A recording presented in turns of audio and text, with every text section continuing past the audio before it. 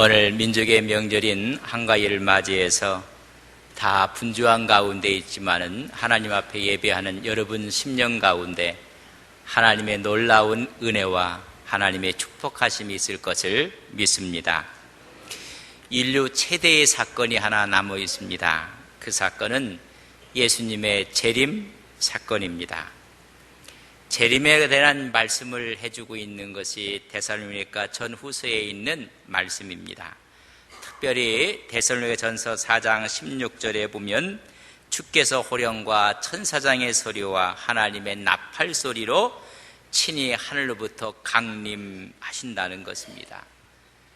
그렇기 때문에 데살로니가 교인들에게 죽음에 대해서 너무 슬퍼하지 말라. 그날이 되면 죽은 자들이 일어나고 살아있는 자들은 구름 속으로 끌려 올라가 공중에서 주님을 영접할 것이라고 말씀했습니다.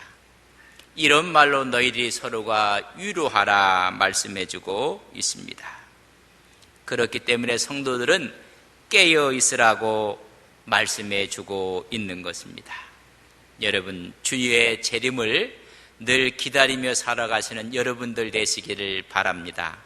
아멘. 주 예수여 어서 오시옵소서. 마라나타. 이런 인사가 오늘 이 시대에 필요할 때 우리가 살고 있습니다.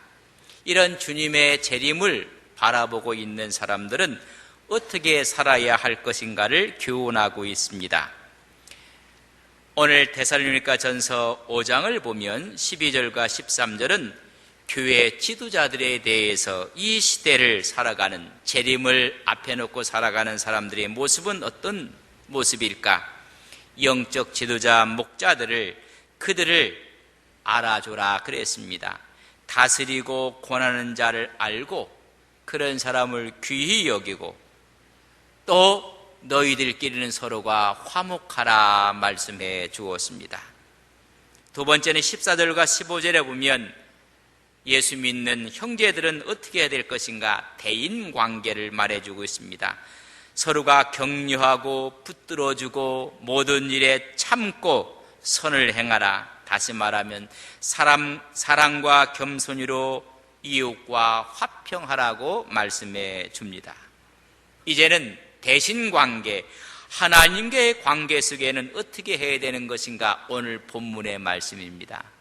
그렇다면 오늘 본문의 말씀은 주님의 재림을 전제하고 이 말씀을 봐야 합니다. 주님께서 오시는 그날을 바라보는 사람들은 어떻게 살아야 되는 것인가? 항상 기뻐하라. 쉬지 말고 기도하라. 범사에 감사하라고 말씀해주고 있습니다. 좀 더 읽어보면 성령을 소멸치 말고 예언을 멸시하지 말라고 말씀해주고 있습니다.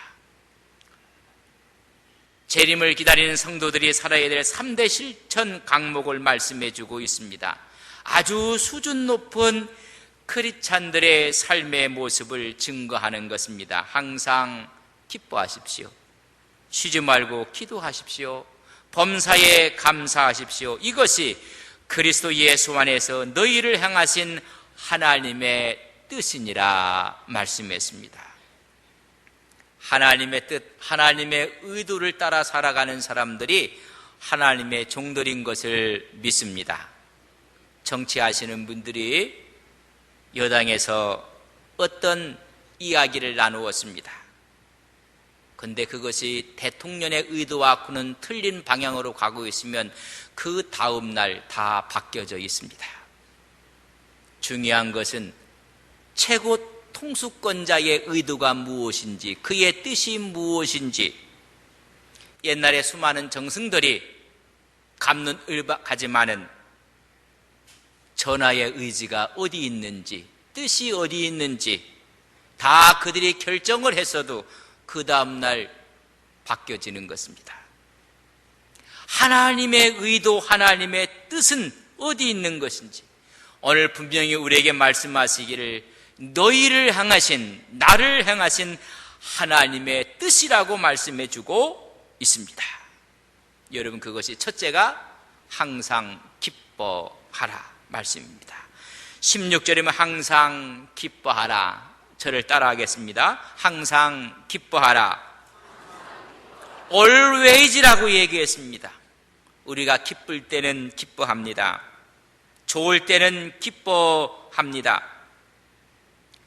자녀가 성공을 한다든지 승진을 하다든지 승리를 한다든지 여러분 신날 일이 있을 때는 우리는 기뻐할 수가 있습니다. 그러나 그 반대 상황 가운데서도 하나님의 의도는 기뻐하라는 것입니다. 이 말씀은 의무가 아니라 기뻐해야 될 당위성을 말해주고 있습니다. 우리는 이미 천국을 소유한 하나님의 백성들입니다. 여러분, 이미 천국을 확증받은 사람, 절대적인 복을 받은 사람입니다. 다시 말하면 기쁨의 근원 되신 하나님을 소유한 사람들입니다. 그렇다면 어떤 환경과 여건 가운데서도 하나님 때문에 기뻐하라는 것입니다. 바울은 빌립보 교회에 편지 쓰면서 이렇게 이야기합니다. 빌립보 4장 4절에 보면 주 안에서 항상 기뻐하라. 내가 다시 말하노니 기뻐하라. 옥중에서 쓴 서신입니다. 여러분, 말로만 한 것이 아니었습니다. 그가 이 로마에 있기 전에 그는 전도여행을 했을 때 빌립보에 전도여행을 하다가 여러분 매를 맞고 옥에 갇히게 되었습니다. 그 옥중에서 그는 기쁨으로 찬양을 했습니다. 그때 옥문이 열리는 경험을 했습니다. 오늘 자신 있게 여건과 상황이 아니라 근원 되신 하나님을 소유한 자들은 기뻐하라고 말씀해주고 있습니다. 우리의 힘은 어디에 있는 것인가? 우리의 힘은 구원을 주시는 하나님의 은혜 가운데 있다는 것을 믿는 너희들은 기뻐하라는 것입니다. 느헤미야 8장 10절에 보면 The joy of the Lord is your strength 라고 했습니다. 여호와를 기뻐하는 것이 너희의 힘이니라. 우리의 힘은 여호와를 기뻐하는 것입니다. 오늘 추석을 맞이해서 하나님으로 인해서 기뻐하시는 우리 성도님들이 되시기를 주님의 이름으로 간절히 바랍니다. 두 형제가 길을 가다가 황금 2덩어리를 보게 됐고 그것을 줍게 되었습니다. 우연히 횡재를 했던 형제들은 황금 1덩어리씩 나누어 갖게 되었습니다. 톰에 간직하고 배를 타고 건너던 중에 느닷없이 동생이 강에다가 황금을 던져 넣었습니다. 그걸 본 형이 왜 그리 했느냐고 묻습니다. 그때 동생이 말합니다. 황금을 본 순간 형의 황금도 갖고 싶었고 탐났습니다. 내 마음속에 욕심이 생기기 시작했습니다. 못된 생각이 들어서 그 황금을 물에 던졌다고 형에게 말합니다. 형은 감동하여 형도 물에 던졌습니다. 이 이야기의 주인공이 누구냐 하면 고려 문인 이 조년의 형제들이었습니다. 아름다운 일합니다. 그 형제들이 황금을 줍고 동생이 먼저 물에 던졌습니다. 형 이억년이 그의 동생 이조년에게 물었습니다. 그때 동생은 말합니다. 평소에 저는 형님을 공경하는 마음이 깊었는데 이 황금을 주어서 내 품에 간직하는 순간부터 호련히 형을 시기하기 시작했습니다. 시기와 미움이 내 마음속에 느껴졌습니다. 이 황금은 좋은 것이 아니라 나쁜 물건이라는 생각이 들었습니다. 그래서 강물에 던졌습니다. 형이었던 이 억년이 말합니다. 내 말이 맞다. 나 또한 그런 감정을 느꼈도다. 형도 던졌습니다. 이 이야기는 고려 충렬한 때에 있었던 이야기입니다. 이 전해오는 이야기가 고려사 저류의 동국여지 승납에 기록된 이야기입니다. 그 강을 투금강이라 이야기를 합니다. 기쁨의 근원은 황금이 아닙니다. 오늘 이 시대는 황금 때문에 기쁨을 빼앗기고 있습니다. 돈 때문에 형제간의 기쁨을 잃어버리는 시대에 살고 있습니다. 우리의 기쁨은 황금이 아닙니다.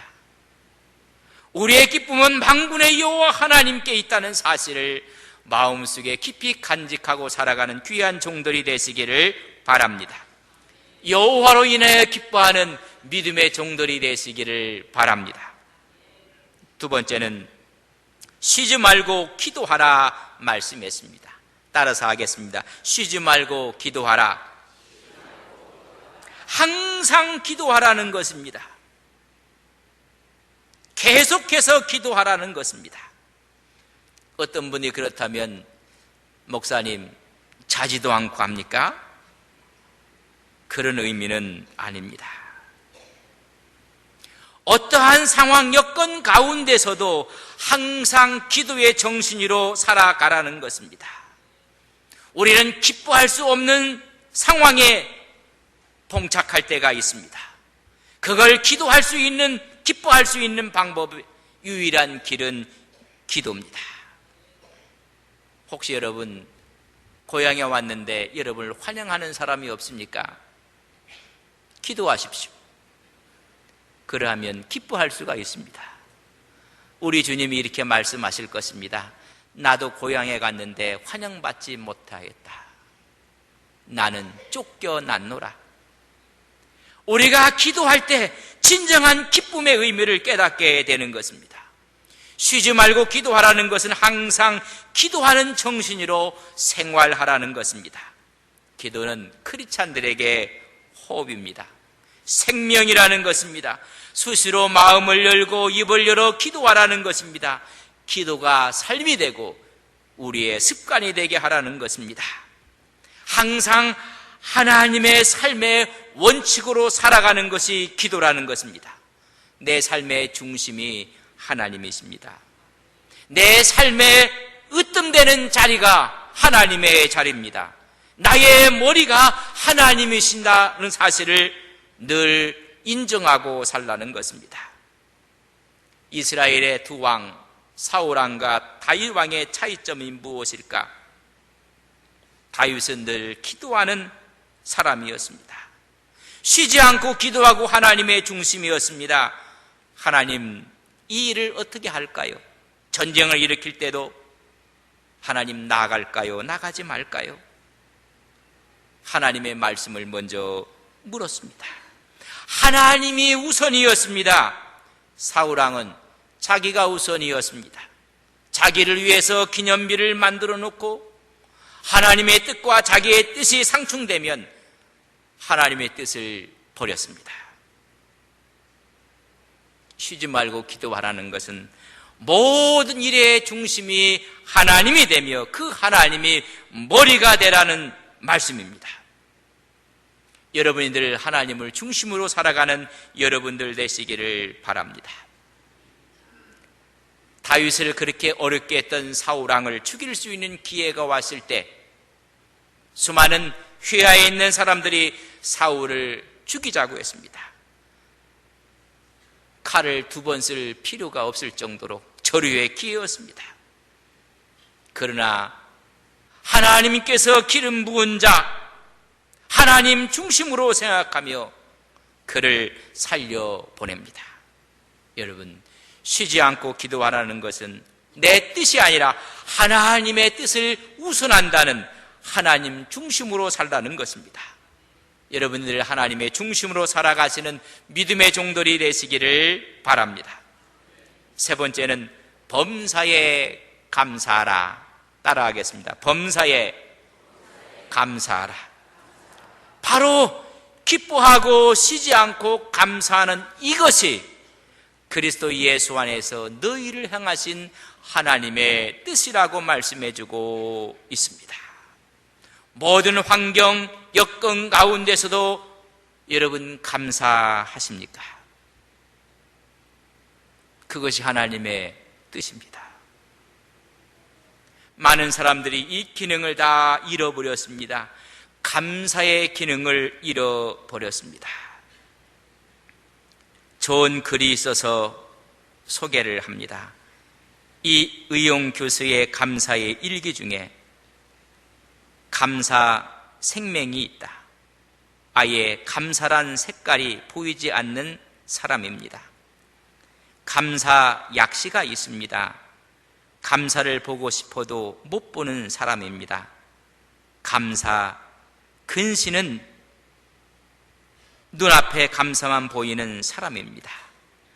감사 원시는 남의 감사는 잘 보이는데 자기 감사는 안 보이는 사람입니다. 감사 난시는 감사는 보는데 간신히 보이고 영 선명치 않는 사람입니다. 여러분, 감사의 핵심을 제대로 못 보는 사람은 감사 착시증에 걸린 사람입니다. 모두가 감사의 눈에 문제가 생겼습니다. 감사의 눈에 다 질병이 들었다는 것입니다. 우리는 새롭게 우리의 시력을 교정해야 합니다. 잃었던 감사의 기능을 되찾아내야 하는 것입니다. 여러분, 여기 앉아 있는 자체가 감사인 것을 아십니까? 내 몸에 두 손이 달려 있다는 것이 감사라는 걸 느껴보셨습니까? 앞을 볼 수 있는 눈이 있다는 것이 얼마나 감사한지, 걸을 수 있는 다리가 있고 앉아 있을 수 있는 힘이 있다는 것이 얼마나 감사한지, 작은 감사를 찾아내는 감사 현미경이 오늘 필요한 시대에 살고 있습니다. 내 옆에 남편이 있다는 것이 감사요, 아내가 있다는 것이 감사요, 내 자녀가 있다는 것이 감사요. 모든 것이 감사 아닌 것이 없습니다. 또한 먼 미래에 있을 것을 미리 바라보고 감사 만환경이 필요할 때입니다. 우리는 훗날 천국에 갈 사람들이요, 하나님의 미래의 축복이 있음을 알고 우리는 감사하며 나가야 됩니다. 우리가 알거니와 하나님을 사랑하는 자, 곧 그 뜻대로 부르심을 입은 자들에게는 모든 것이 합력하여 선을 이루신다고 말씀했습니다. 하나님, 우리에게는 감사 현미경이 필요하고 감사 만환경이 필요하다고 하나님께 고백드려야 합니다. 여러분, 함께 만날 수 있는 친지가 있다는 것이 감사요, 함께 모일 수 있는 가족이 있다는 것이 감사인 것을 깨달아야 하는 것입니다. 감사의 생을 살았던 사람은 우리는 구약의 요셉이라고 이야기를 할 수 있습니다. 요셉의 생애는 파란만장한 생애였습니다.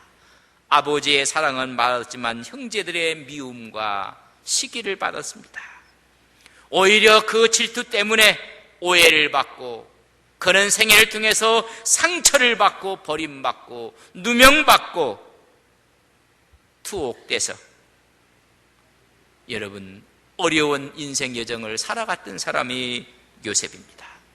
성서를 읽어보십시오. 요셉을 읽어가면서 그에게 어두운 그림자가 없었습니다. 모두가 긍정적인 생각이었습니다. 다 주님이 허락하신 것이고 하나님의 주권이며 하나님의 섭리였음을 그는 깨닫고 있었습니다. 이 모든 것이 합력하여 선을 이룰 것이라는 감사의 만환경을 갖고, 오늘 내가 팔려가고 내가 종이 됐지만은 감사의 현미경을 갖고 살아있다는 것이 감사인 것입니다. 그의 꿈처럼 훗날 그는 국무총리가 되고 맙니다. 흉년이 와서 팔레스타인 인근에 있는 모든 나라들이 애굽에 곡식이 있다는 소식을 듣고 곡식을 사러 오게 됩니다. 그의 형들도 어김없이 곡식을 사러 왔습니다. 자기를 판 형들입니다. 이 사실을 깨닫게 되고 형인 것을 알고 동생인 것을 알게 되었을 때 그들은 두려워했습니다. 그때 요셉은 창세기 45장 5절에 보면 나를 이곳에 팔았다고 형님들 근심하지 마십시오. 한탄하지 마십시오. 하나님이 생명을 구하시려고 나를 형님들보다 먼저 이곳에 보내셨습니다. 모든 게 감사였습니다.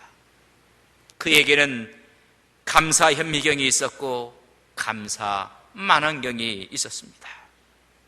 오늘 우리에게 이런 감사의 눈을 갖고 살아가는 아름다운 믿음의 종들이 되시기를 바랍니다. 가슴 아픈 한 이야기를 들려드리고 싶습니다. 평생을 모은 그 돈을 갖고 있는데 딸이 집을 산다고 해서 그 돈을 달라고 합니다. 돌아가실 때까지 아버지를 모실 테니 그 돈을 달라고 강청을 합니다. 모아두었던 전 재산이 6천만 원이었습니다. 어찌 보면 큰 돈이고 어찌 보면 그리 큰 돈은 아니었지만 이 사람에게는 전부였습니다. 주기는 싫었지만 딸이 너무나 아버지 이 돈만 주면 우리가 집을 사고 내가 평생 모시겠습니다. 덜컥 돈을 줬습니다. 딸은 집을 샀습니다. 그 후부터 딸의 표정이 바뀌어졌습니다. 밥도 주지 않고 어느 때는 바깥에 나갔다 돌아오면 문이 잠겨져 있습니다. 쫓아낸다는 표시였습니다. 이제 딸에게 이런 대접을 받고 있던 그는 아들 집을 찾아갔습니다.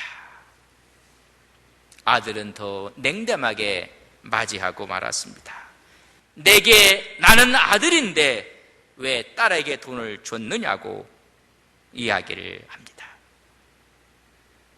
내가 아들로서 내가 받을 권리가 있는데 왜 딸에게 줬다고 이야기를 하면서 나아가라는 것입니다. 폭언을 하고 폭력을 행사했습니다. 여러분, 가슴 아픈 이야기들이 오늘 이 시대에 이루어지고 있습니다. 조금만 감사의 눈을 갖고 있었더라면 내가 여기에 있다는 자체가 부모 때문이요 은혜인 걸 알았을 텐데.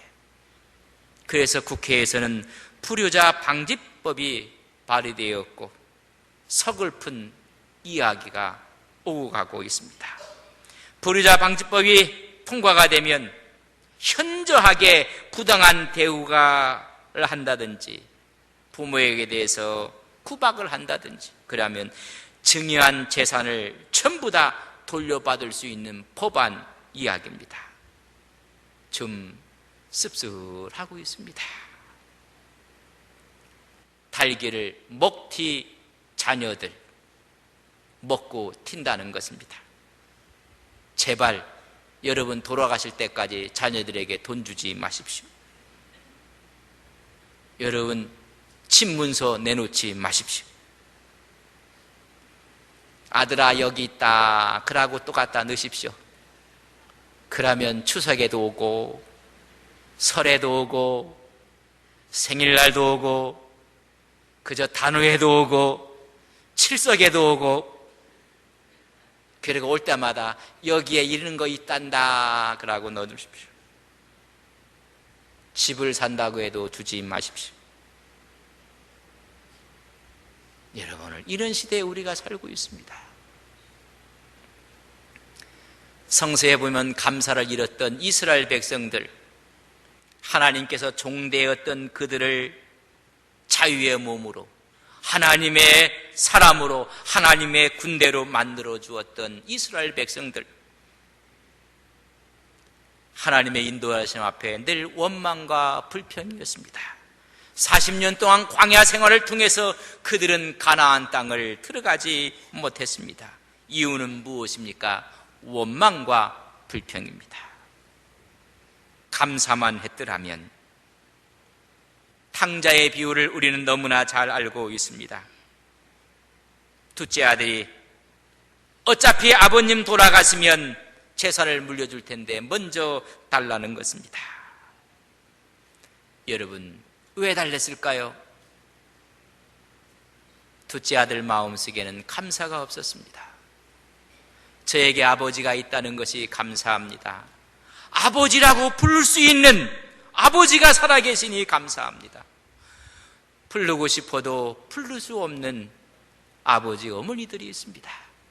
이미 세상을 떠나셨기에 더 이상 부를 수 없는데 나는 부를 수 있는 아버지가 있어서 감사합니다 라고 생각만 했더라면 그 아들은 아버지 집을 떠나지 않았을 것입니다. 여러분, 둘째 아들에게는 감사가 없었습니다. 우리에게 아버지가 있음이 감사하고 어머니가 있음이 감사하고 란 생각만 했더라면 좋았을 텐데 허랑방탕하고 말았습니다. 구약과 신약의 대표적인 이야기는 전부 다가 감사를 잃어버린 모습입니다. 우리 교회가 피어가 행복의 키워드입니다. 행복한 사람, 행복한 교회입니다. 감사하면 행복해집니다. 이 세상에서 가장 행복한 사람은 탈무드가 이렇게 이야기하고 있습니다. 지금 이 모습, 이대로를 감사하는 사람이 가장 행복한 사람입니다. 아이들에게서 감사의 제목을 쭉 써놨는데 이런 감사도 있었답니다. 키가 작아서 감사해요. 느끼는 바가 없습니까? 이 모양, 이 모습, 이대로를 감사하는 사람이 최고의 감사의 사람입니다. 늘 자기의 모습을 싫어하고 원망합니다. 내가 나를 존귀하게 생각하지 않는데 어찌 남이 나를 존귀하게 생각하겠습니까? 내 가정, 내 부모, 내 교회, 내 자리, 내 모습, 여러분 사랑하시는 여러분 되시기를 간절히 바랍니다. 행복은 감사하는 사람의 목입니다.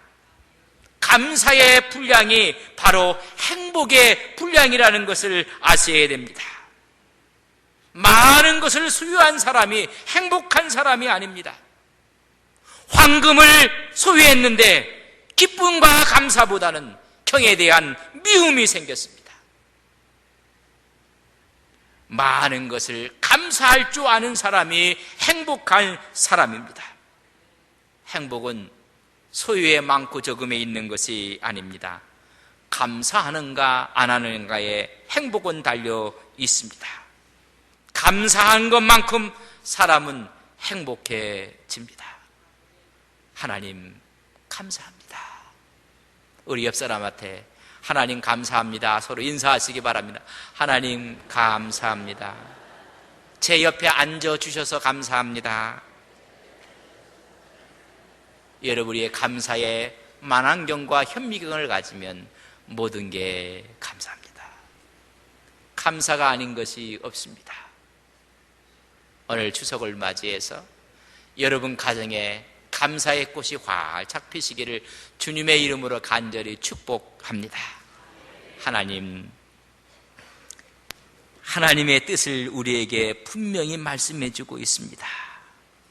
주님의 재림을 말씀하며 마지막 심오하게 하나님의 뜻을 전하고 있습니다.